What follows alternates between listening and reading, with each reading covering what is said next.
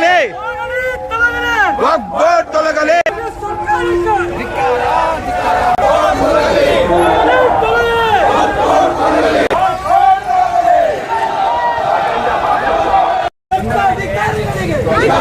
ಧಿಕ್ಕಾರ.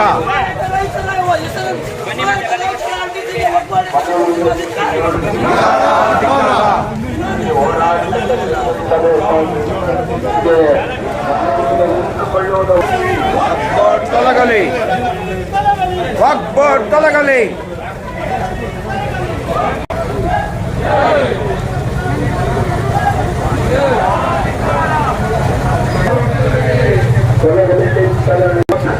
ಧಿಕ್ಕಾರ, ಧಿಕ್ಕಾರ.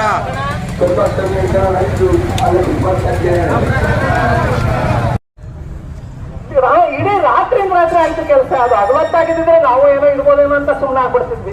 ಇದನ್ನ ರಾತ್ರಿಯಿಂದ ರಾತ್ರಿ ಬಂದು ಅಂತ ಮುನ್ಸಿಪಾಲಿಟಿ ಕೇಳಿದ್ರೆ ಅದು ನಮಗ್ ಪುಸ್ತದೆ ಆಸ್ತಿ. ಇವತ್ತಿನವರೆಗೂ ಅದನ್ನ ನಮ್ ಕೈಗೆ ತಗೊಳಕ್ ಆಗಿಲ್ಲ. ಅದು ವಿಪರ್ಯಾಸ.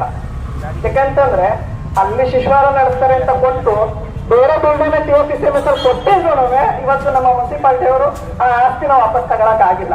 ಅದು ನಮ್ಮ ದುರ್ದೈವ. ಅಧಿಕಾರಿಗಳು ಕೇಳಲಿಲ್ಲ ಅಂತಾರೆ. ಅಧಿಕಾರಿಗಳಿಗೆ ತೀರ್ಪಾಟೋರು ನಾಯಕರುಗಳು ನೆನ್ನೆ ಪೇಪರ್ ಅಲ್ಲಿ ಕೊಟ್ಟಿದ್ರು. ರೈತರುಗಳು ಯಾರನ್ನು ಈ ಬಂದ್ಗೆ ಕಿವಿ ಕೊಡಬೇಡಿ, ಯಾರಿಗೂ ಅನ್ಯಾಯ ಆಗಲ್ಲ ಅಂತ. ಸರಿ ಹೇಳಿದ್ರು RTC ನಲ್ಲಿ ಒಂದ್ಸರಿ ಎಂಟ್ರಿ ಆದ್ಮೇಲೆ ಅದನ್ನ ತಗೋಬೇಕು ಅಂದ್ರೆ ನಾವು ಲೋಕಾಯುಕ್ತಕ್ಕೆ ಹೋಗ್ಬೇಕು. ಅಲ್ಲೊಂಥರ ಮಾತಾಡಿ ಇಲ್ಲೊಂಥರ ಮಾತಾಡ್ಬೇಕ. ರೈತರಿಗೆ ತೊಂದರೆ ಆದ್ರೆ ಅದಕ್ಕೆ ಜವಾಬ್ದಾರಿ ಯಾರು?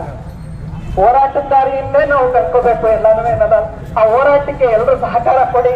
ಅವ್ರ ಹೆಸರು ಹೇಳಿಲ್ಲ, ಇವ್ರ ಹೆಸರು ಹೇಳಿಲ್ಲ ಅಂತ ಬೇಡ. ಎಲ್ಲರೂ ಸಾರ್ವಜನಿಕರು ನಾವು. ಯಾರಿಗೆ ಅನ್ಯಾಯ ಆದ್ರೂ ಎಲ್ಲರೂ ಒಗ್ಗೂಡಿ